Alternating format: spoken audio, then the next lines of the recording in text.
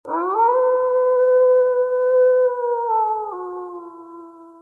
desa terpencil bernama Karangwengi, berdiri sebuah jembatan tua yang membentang di atas sungai berarus deras. Jembatan itu dikenal masyarakat dengan nama Jembatan Wengi.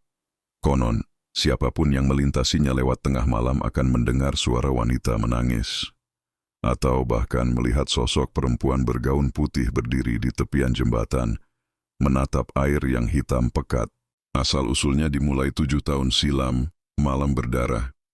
Namanya Sekar, gadis desa yang cantiknya terkenal sampai ke desa tetangga.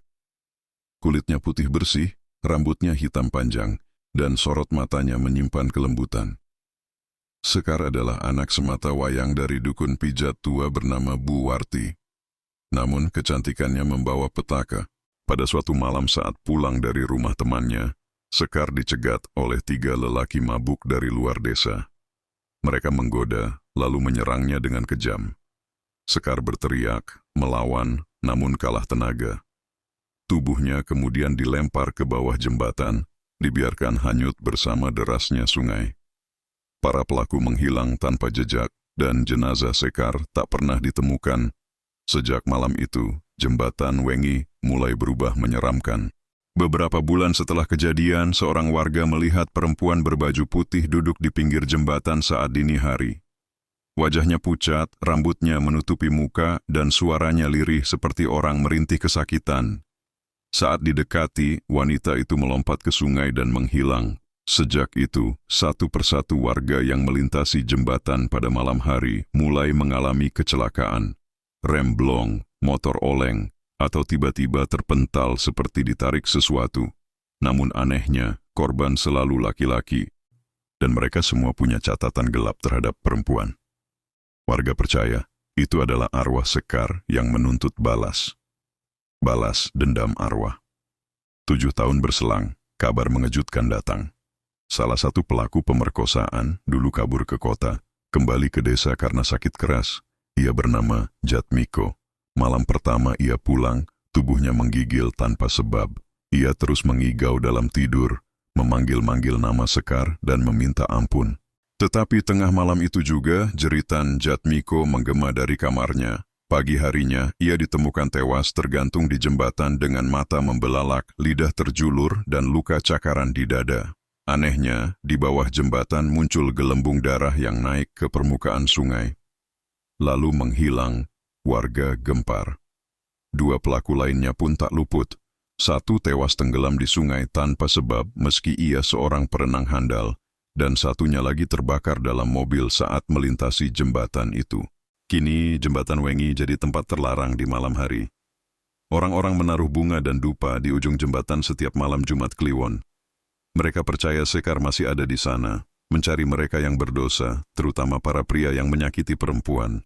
Dan bila kau berjalan sendirian melewati jembatan itu di tengah malam, jangan pernah menoleh saat ada suara perempuan memanggil namamu dengan lembut.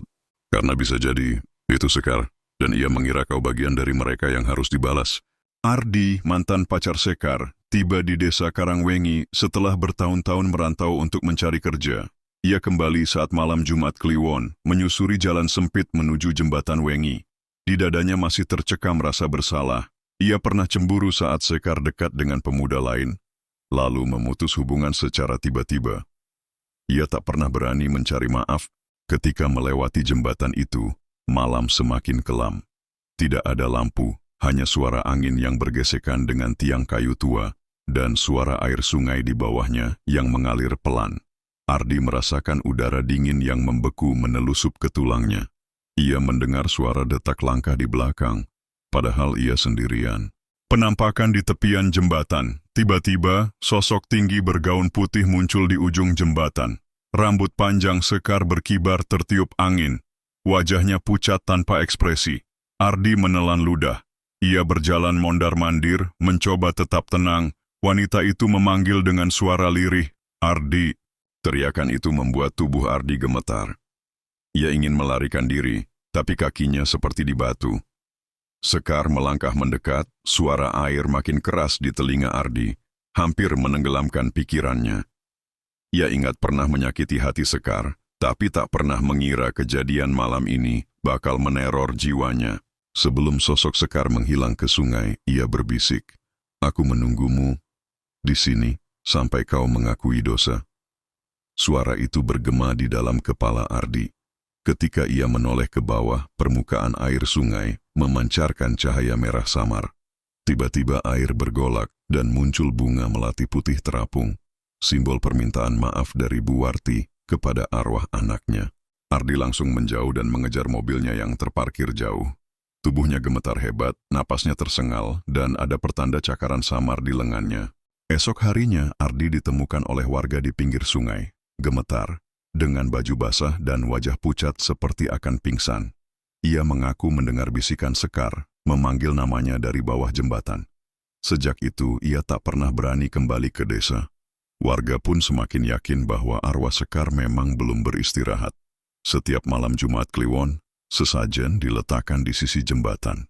Masyarakat menghimbau agar orang-orang yang tahu punya kesalahan terhadap perempuan menjaga perilaku mereka dalam bayangan arwah Sekar yang masih menantinya, menunggu kalian untuk menebus dosa. Malam Jumat Kliwon, angin terasa lebih dingin dari biasanya. Bu Warti, yang kini sudah renta dan pincang, berjalan perlahan ke jembatan Wengi.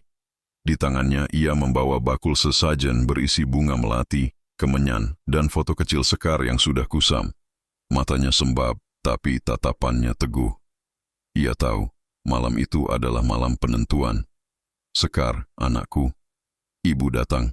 Suara Bu Warti lirih tapi penuh getar jiwa. Ia letakkan sesajen di ujung jembatan, lalu duduk bersila sambil membakar kemenyan. Aroma menusuk itu segera menyatu dengan udara lembab sungai. Kemunculan arwah Sekar. Asap kemenyan mulai menggulung, menghitam.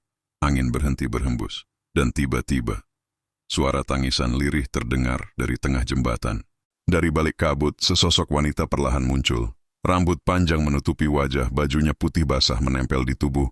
Wajahnya tampak samar, namun Bu Warti langsung tahu, itu Sekar, anaknya. "Ibu." Suara Sekar terdengar seperti bisikan dari dalam air. Bu Warti terisak, lututnya gemetar. "Ampuni ibu, nak. Ibu tak bisa melindungimu malam itu." Sosok arwah Sekar diam menatap ibunya. Tangis itu semakin keras, dan tiba-tiba, dari matanya yang kosong, menetes darah. Percakapan ibu dan arwah. "Mereka menyakitiku, Bu. Menyiksaku, lalu membuangku seperti sampah. Ibu tahu. Ibu tahu semua. Tapi dendammu telah membuat banyak orang lain ketakutan. Mereka harus merasakan sakitku. Biar dunia tahu." Bu Warti mendekat. Tangannya terulur meski tak bisa menyentuh tubuh kabut itu. Ia menatap wajah hancur Sekar yang perlahan berubah, dari marah menjadi sedih, dan lalu, "Ibu, aku lelah." Bu Warti menggenggam foto Sekar, mendekatkannya ke dada. "Pulanglah nak, ibu akan terus mendoakanmu. Jangan berjalan dalam marah. Dunia ini tak adil, tapi jangan biarkan amarah merenggut jiwamu." Akhir pertemuan. Seketika itu, angin bertiup pelan. Sosok Sekar mulai memudar. Namun, sebelum benar-benar lenyap, ia tersenyum, senyum pahit, tapi penuh kerinduan. Tangannya terangkat, menyentuh kening ibunya dari kejauhan. "Terima kasih, Ibu." Lalu ia menghilang, hening. Bu Warti menangis dalam diam. Di bawah kakinya, sesajen terbakar pelan oleh percikan api tak terlihat. Setelahnya, sejak malam itu, jembatan Wengi menjadi lebih tenang. Tak ada lagi penampakan menyeramkan, tak ada lagi kecelakaan misterius. Tapi warga masih rutin menaruh bunga di ujung jembatan. Bukan untuk menenangkan arwah, melainkan untuk mengenang Sekar, gadis baik yang tak mendapat keadilan semasa hidupnya.